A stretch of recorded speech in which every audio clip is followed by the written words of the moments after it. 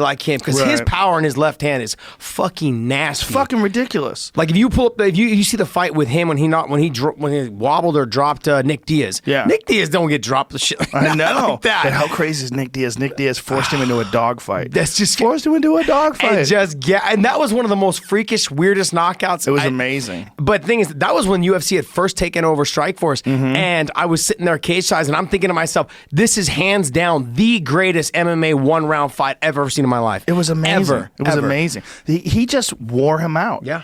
He just put that fucking Nick Diaz pace on him and wore him out. But when he clipped him and rocked him and dropped him, I was like, oh my God, Paul Daly's going to stop Nick Diaz? This is crazy. This is nuts. This is nuts. But just the fact that Nick fought him that way. Yeah. I mean, Nick didn't try to take him down. Nick didn't try to submit him. He just went after him. Just like, come on, let's do this. But let's not forget the history of Nick Diaz, man. Yeah. It all started with Robbie Lawler. The history of Nick Diaz started with Robbie Lawler. Like, come on, motherfucker, I got this. Yeah. And that's what elevated him to that next level. I called that fight. He walked into the octagon. He started yelling, Stockton, motherfucker, Stockton.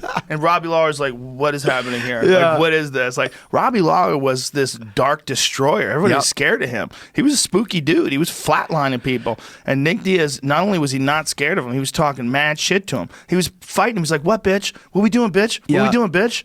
And people don't understand this. It's so funny. I was talking to Big John the other day on our show, and I was saying, like, hey, man, the guys that I didn't got so damn tired when guys talk to me. It stresses me the fuck out, man. I'm like, I just start sweating, and I'm like, this is... Shut the fuck up. We're supposed to be fighting. I couldn't believe it. I was like, dude. Do you remember when Nick Diaz did that to Frank Shamrock? And Frank Shamrock was like, I can't believe this is happening. Because it's usually Frank that does it. Yes. I trained with Frank for years, and I'm like, I'm in his guard, and he's like, come on, Josh, get up. Like, throw punches, do something. I'm going to fucking sub you. I'm going to do this. I'm going to do that.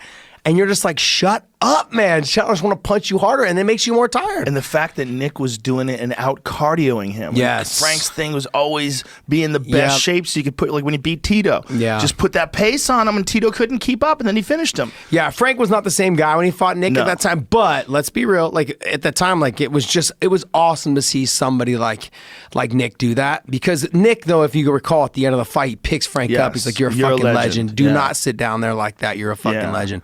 And that's what people